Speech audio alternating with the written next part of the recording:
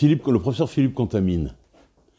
Ça me fait drôle de parler de lui comme ça au passé, parce que c'était quelqu'un que j'aimais vraiment beaucoup, et je dois dire que ça m'a vraiment fichu un coup, comme on dit, quand j'ai appris qu'il était mort. C'était un truc, je le dis tout de suite, parce qu'il faut le dire, mais je ne vais pas m'appesantir dessus, c'était, je tiens à le dire, c'était vraiment quelqu'un d'une extrême gentillesse et d'une extrême bienveillance. C'était un professeur à l'ancienne, comme on n'en fait plus, je pense. Hélas. Alors, une fois ces considérations un petit peu personnelles dites, parlons un peu de son œuvre, de son travail. Philippe Contamine était professeur à l'université de Paris 4, c'est pour ça que je n'ai jamais été son élève, puisque moi je venais de Paris 1, et que je l'ai en fait connu sur le tard, longtemps après mes années d'université. Et c'était également un membre de l'Académie des inscriptions et belles-lettres. Il était également donc membre de l'Académie française. C'était un historien médiéviste, c'est-à-dire spécialiste du Moyen-Âge, qui avait travaillé essentiellement sur la guerre au Moyen-Âge, sur la construction de l'État dans l'Europe occidentale de la fin du Moyen-Âge, et qui, les dernières années de sa vie, enfin les dernières depuis déjà longtemps, enfin depuis une vingtaine d'années déjà, avait beaucoup travaillé sur Jeanne d'Arc et le personnage de Jeanne d'Arc. Le personnage historique de Jeanne d'Arc, bien sûr. Alors, une fois qu'on a dit ça, spécialiste de la guerre de 100 ans, spécialiste de l'histoire militaire, spécialiste de la construction de l'État, spécialiste de Jeanne d'Arc, on comprend que la question de la guerre était au centre de ses travaux et de ses réflexions. Et en effet, c'est d'abord en tant qu'historien militaire du Moyen-Âge qu'il s'est fait connaître, même s'il était en réalité spécialiste de la fin du Moyen-Âge, c'est-à-dire XIIIe, XIVe et XVe siècle.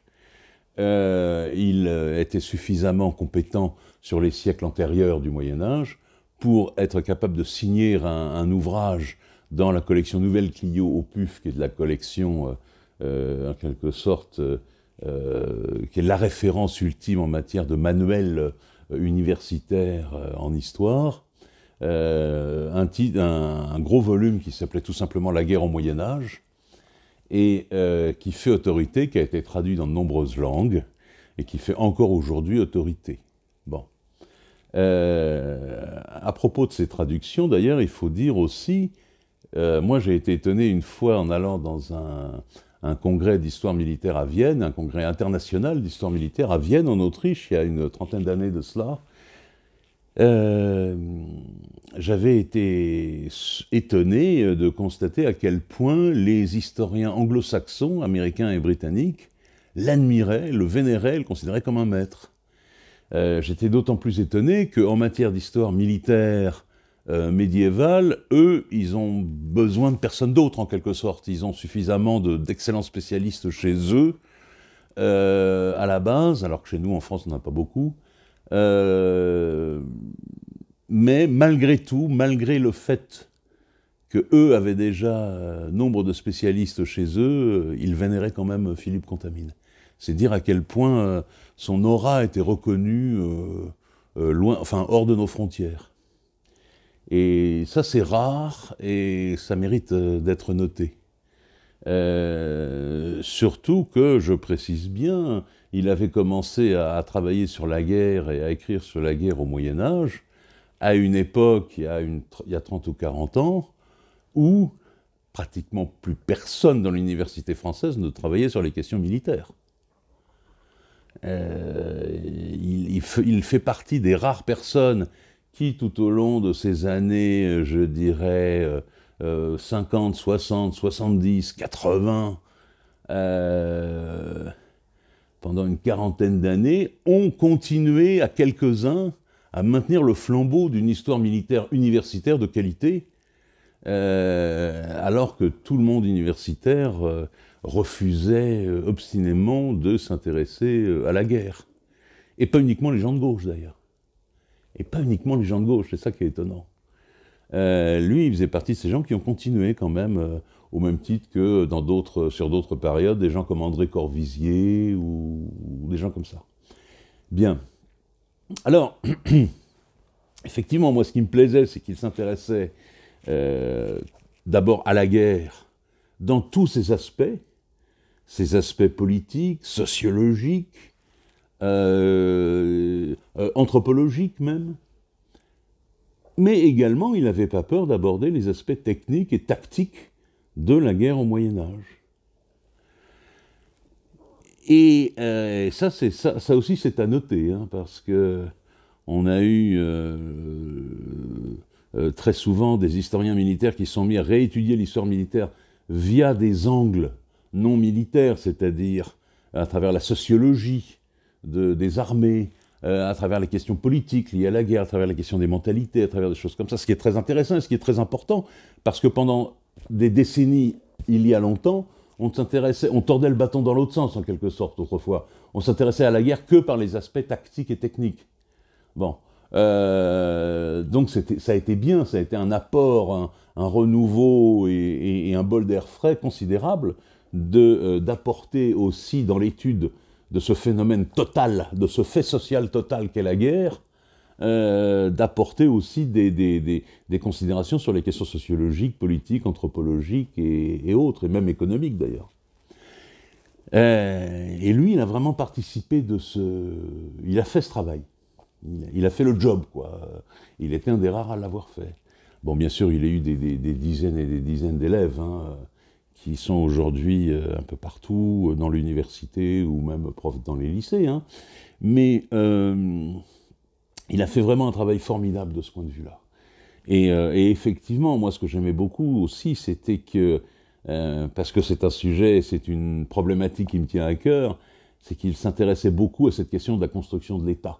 Or, la construction de l'État, à partir de la fin du Moyen-Âge et ensuite pendant l'époque moderne, c'est un phénomène, la construction de l'État moderne, hein, celui dans lequel on vit actuellement, c'est un phénomène qui est étroitement lié au phénomène guerre et aux questions militaires. Ne serait-ce qu'à travers la fiscalité. La question de la fiscalité moderne, on crée une fiscalité moderne parce qu'on a besoin de financer un État moderne, avec beaucoup de fonctionnaires et tout ça, et un appareil d'État complexe et lourd, mais également parce qu'on a besoin de financer des armées modernes qui valent de plus en plus cher, qui coûtent énormément. Donc on crée la fiscalité moderne. C'est tout un processus complexe qui est fascinant à étudier. Et lui, il l'avait beaucoup étudié. Autre chose que je trouvais ironique et sympathique chez lui, c'est qu'il avait beau être spécialiste de la guerre de 100 ans, il avait quelque chose quand même d'un anglophile.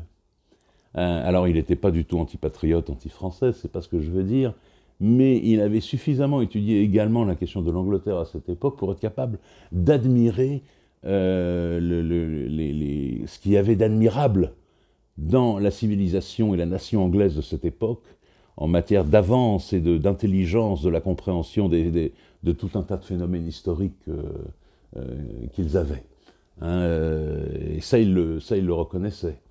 Et puis, bien, je dirais, pour terminer, qu'il a compris également qu'il fallait déborder du cadre étroit des périodisations qui déterminent beaucoup de choses dans le monde universitaire. En histoire, dans le monde universitaire, on raisonne, vous avez les spécialistes d'histoire antique, les spécialistes d'histoire médiévale, les spécialistes d'histoire dite moderne, ce qui en France recouvre les 15e siècle, c'est-à-dire la Renaissance, 16e siècle, plutôt 16e siècle, la Renaissance, 17e, 18e siècle, ça c'est ce qu'on appelle l'histoire moderne, et puis 19e, 20e siècle, l'histoire contemporaine. Et en général, quand on est spécialiste qui est classé à l'intérieur d'une de ces 4 grandes périodisations, il est quasiment impossible, et voire interdit, de déborder sur les autres. Sinon, vous vous faites mal voir. Et ça peut peser sur votre carrière. Hein? Un médiéviste qui s'aviserait de toucher à des questions d'histoire moderne ou à des questions de l'autre côté d'histoire qui à la base classée comme antique, pourrait avoir des ennuis avec ses collègues. Alors, il ne sera pas interdit, il n'y aura pas de sanctions administratives contre lui, mais son travail ne sera pas reconnu, et puis il sera victime de tracasseries, et puis sa carrière sera ralentie, etc. etc. Et lui, il avait compris qu'en travaillant sur cette fin du Moyen-Âge, le XVe siècle, il ne pouvait pas éviter d'étudier aussi le début de la période moderne, c'est-à-dire le XVIe siècle, ou tout au moins le premier XVIe siècle, le début du XVIe siècle. Bon, il avait compris qu'il ne pouvait pas séparer les deux parce que c'était dans la continuité directe. Et donc, il l'a fait. Alors, il est vrai qu'il l'a fait plutôt en fin de carrière, quand il était déjà connu, reconnu, et qu'on ne pouvait plus faire quoi que ce soit sur lui. Il a eu, je dirais, cette intelligence tactique de procéder de la sorte. Mais c'est vrai qu'en 1990, comme un médiéviste qui s'intéresse à la bataille de Marignan en 1515, quand il s'appelle Philippe Contamine, on ne peut plus rien dire contre lui. Même s'il empiète sur les plates-bandes de la chapelle d'à côté. Vous voyez ? Et ça, c'est très bien. Ça, j'ai aimé qu'il fasse ça, parce qu'il avait compris qu'il fallait procéder de cette façon-là, c'est-à-dire être capable de temps en temps de sauter par-dessus les barrières, voire de donner un coup de pied dedans aussi, de temps en temps, pour faire quelque chose qui était intellectuellement indispensable. Voilà, c'est pour ça que je l'aimais, parce qu'en plus, moi, c'était aussi, je dis ça en toute modestie, je ne cherche pas à me comparer à Philippe Contamine, hein, loin de là, mais c'était un petit peu mon angle d'approche de ces questions, et ça le reste d'ailleurs. Voilà, donc je pense que les travaux de Philippe Contamine ne sont pas oubliés. Je pense qu'ils sont là pour rester longtemps, qu'ils vont servir de cœur, de noyau intéressant et fondamental pour tous les historiens qui travailleront sur ces questions. Pas forcément militaires d'ailleurs, mais politiques, hein, de ces époques-là. Et que, voilà, son héritage reste, mais il faudrait aussi le comprendre, cet héritage. Et c'est ce que j'ai voulu m'employer à faire à travers ce petit entretien, ce petit speech que je viens de donner. Voilà.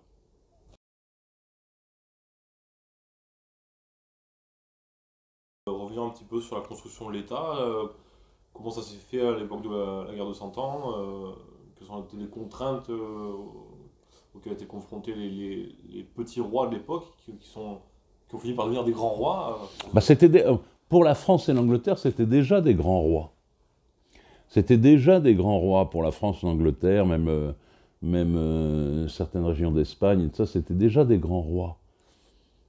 Mais qui étaient encore considérablement limités et, entravés par le système féodal. Non seulement d'un point de vue politique, mais également économique, juridique et militaire. Et ils émergent de cette période à la fin du XVe siècle comme étant des rois qui sont à la tête, notamment en France, hein, puisque c'est l'exemple de la construction de l'État en France qui est l'exemple quasiment chimiquement pur de la construction de l'État en Occident. Hein, c'est le modèle. Ils émergent en cette période de la fin du Moyen-Âge, ils apparaissent comme des rois qui ne sont pas encore des monarques absolus, comme ils le seront un siècle et demi plus tard, mais qui ont déjà beaucoup de pouvoir et qui ont déjà, en partie, en tout cas, ils ont sérieusement commencé le processus consistant à museler les grands féodaux. D'une part, ils ont créé des embryons d'armées permanentes, modernes, c'est-à-dire autre chose que des simples armées féodales qu'on recrute pour quelques mois par an, etc., et qui ne sont pas totalement fiables. Ils l'ont fait d'une part parce qu'on a ce besoin d'armées permanentes, Parce que le problème des armées féodales, c'est qu'elles sont excellentes et puissantes, surtout dans le domaine dans lequel les féodaux sont bons, c'est-à-dire la cavalerie lourde, ce qu'on appelle la chevalerie en Occident. Bon. Or, les armées modernes, à partir de tous les derniers siècles du Moyen-Âge, eh ben, on s'aperçoit que la chevalerie, c'est très bien pour certains types d'actions tactiques, mais c'est pas suffisant. On a besoin d'infanterie plébéienne, c'est-à-dire recrutée dans le peuple. Donc ça veut dire qu'il faut armer des gens du peuple. Ça, politiquement, c'est pas évident, hein, pour certains chefs. Il faut les former, il faut les encadrer, avec des encadrants, un personnel d'officiers et de sous-officiers, pour employer des termes modernes, hein, mais qui encadrent les hommes et qui sont issus comme eux du peuple. Et parce qu'on peut difficilement demander ça aux nobles, en France en tout cas. Il faut que ce soit des gens compétents, loyaux envers l'État, mais qu'il faut également payer régulièrement, qu'il faut équiper.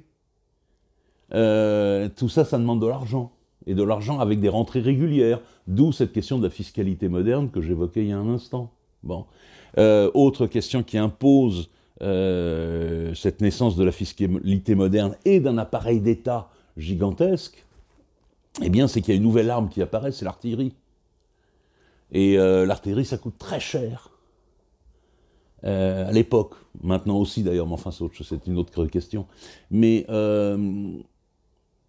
à l'époque, c'est vraiment l'arme high-tech. Hein. Et il faut se constituer un parc d'artillerie, etc. Il faut se constituer une flotte aussi, ce qui coûte encore plus cher, puisque les marines sont des gouffres financiers, hein, toujours à toutes les époques, pour tous les pays. Ce qui ne veut pas dire qu'il ne faut pas avoir une marine, hein, attention. Hein.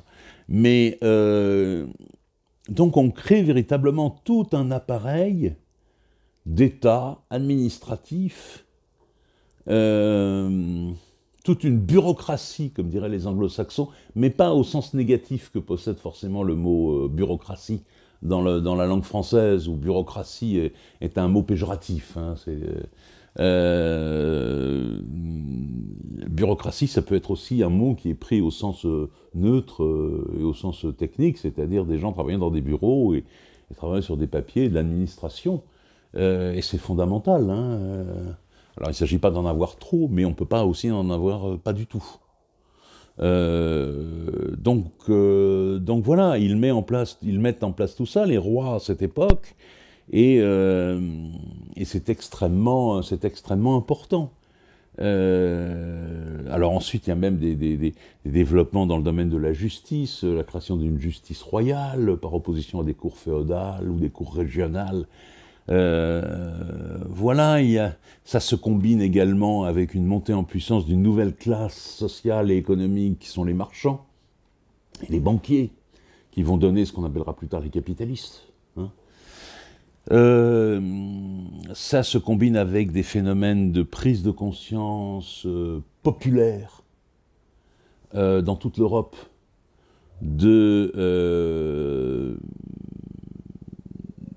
des questions politiques, économiques, sociales, religieuses, etc.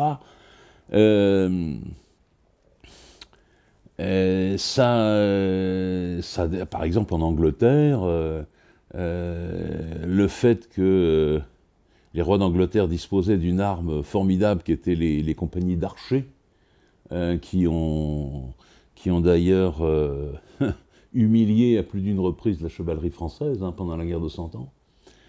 C'était parce qu'en Angleterre, il existait une grande partie de la paysannerie qui était libre et qui avait le droit de porter les armes et qui s'entraînait au tir à l'arc, ce qu'on n'avait pas en France. Même si à l'extrême fin du Moyen-Âge, Charles VII, justement l'un des grands rois étatiseurs modernes, a tenté de créer un corps d'archers français, mais ça a été un fiasco. Mais bon, ça c'est une anecdote. Voilà, tout ça coûte énormément d'argent, tout ça nécessite une administration. pour pouvoir, quand je dis administration, c'est pas simplement une question de comptabilité, c'est également une question de contrôle. Parce que pour payer les troupes, il faut être sûr que les troupes sont là. Parce qu'il y avait tout un tas de magouilles dans les régiments à l'époque pour toucher l'argent sans être là, sans être présent. Je pourrais m'étendre longuement sur cette question, mais donc il fallait véritablement un contrôle, quoi. Si je verse 1 louis d'or, 1 louis par an ou par mois à tel soldat, il faut que le soldat en question, il existe vraiment, qu'il soit réellement présent au régiment. Ça paraît bête, mais c'est fondamental, a fortiori à l'époque, où il n'y a pas de pièce d'identité, il n'y a pas d'ADN, il n'y a pas de photo, donc bon, il faut s'en assurer. Oui, alors, je viens d'évoquer cette question de la création et du processus de mise en place de l'État moderne, mais il faut voir que ce processus-là s'accompagne de façon indépendante, au départ.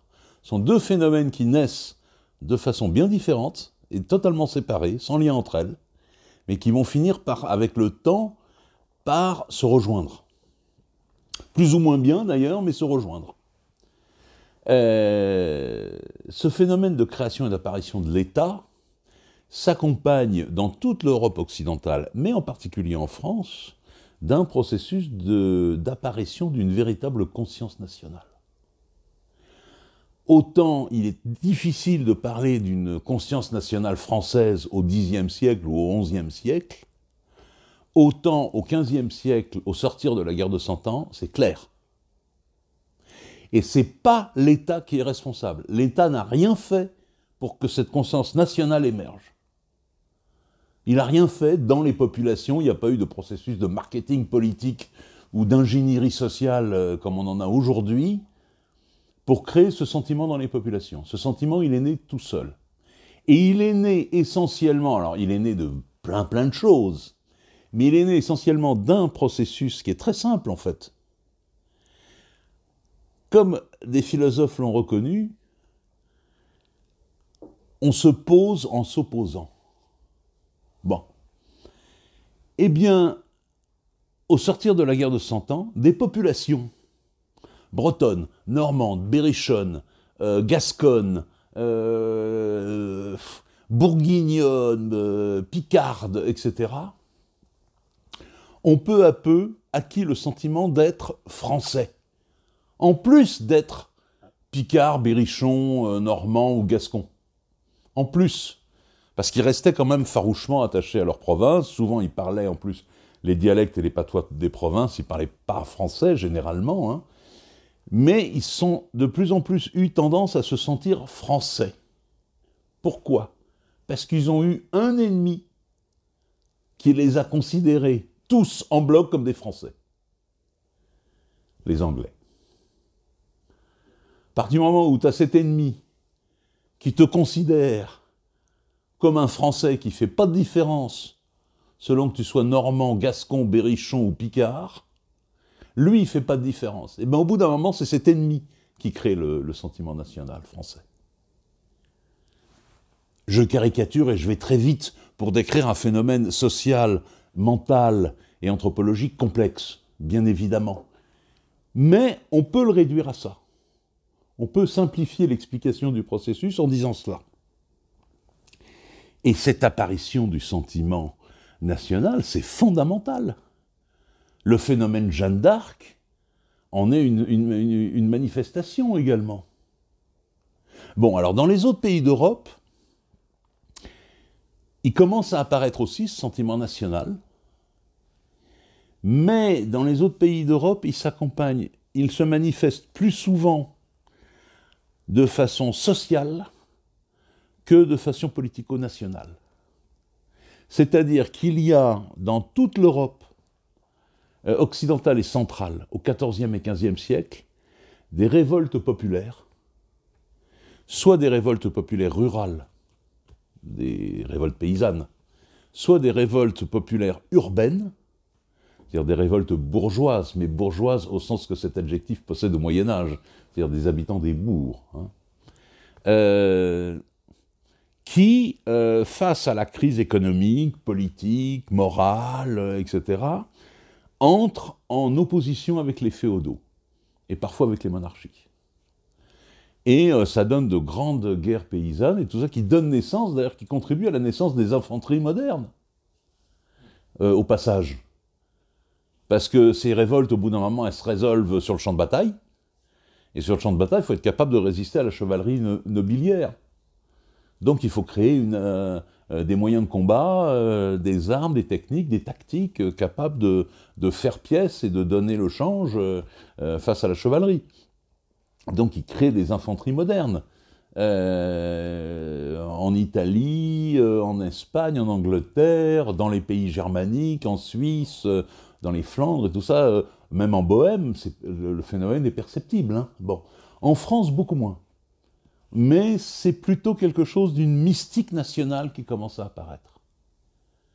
Et ça, ça va rencontrer, ça va peu à peu accompagner le processus de création de l'État, ça va le rencontrer à quelques reprises tout au long de l'époque moderne, et puis la fusion quasiment va se faire entre ces deux processus avec la Révolution française. Hein? Voilà. Intéressant. Donc ça veut dire, ouais, par exemple, la naissance des piquiers, des hallebardiers, etc., c'est très exactement ça, en fait. Ouais.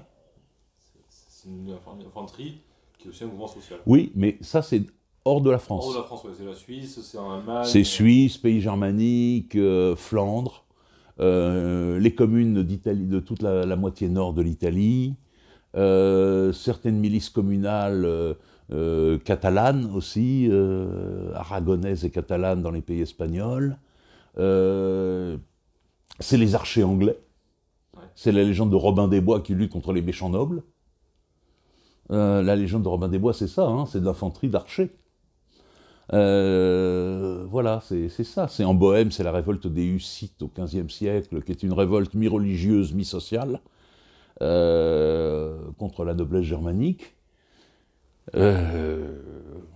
Voilà, c'est un phénomène qu'on rencontre à peu près dans toute l'Europe. Et ça se manifeste très peu en France, ça.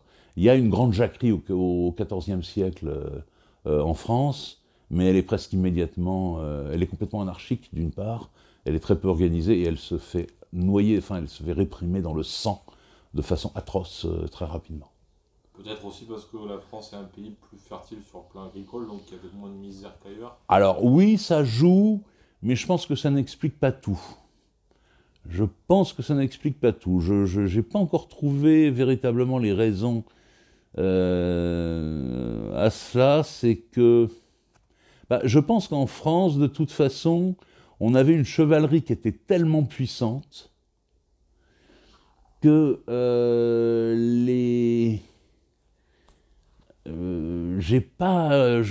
ne vois pas, en dehors de quelques exemples épars dans le sud-ouest, mais dans l'extrême sud-ouest, près des Pyrénées, vraiment Gascogne et tout ça, où il y a des exemples de milices paysannes.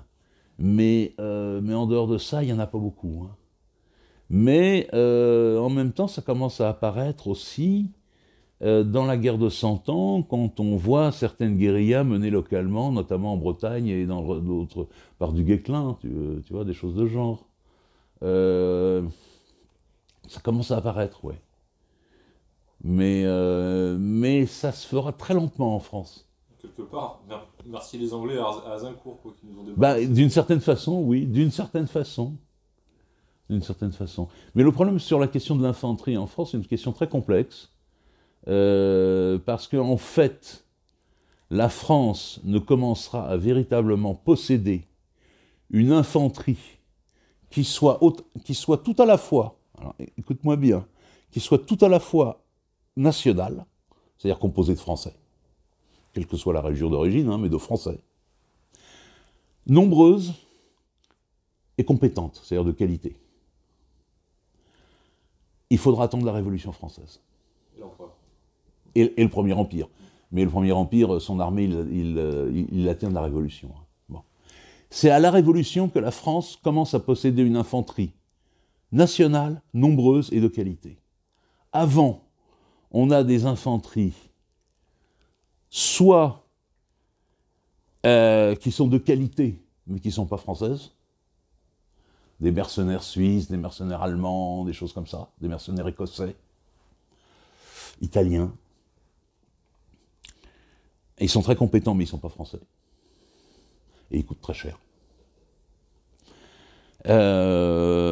Soit on a une infanterie nombreuse, par exemple la milice qui a été créée par Louis XIV sur l'ensemble du territoire national, elle est très nombreuse, mais elle n'est pas terrible en matière de compétences militaires.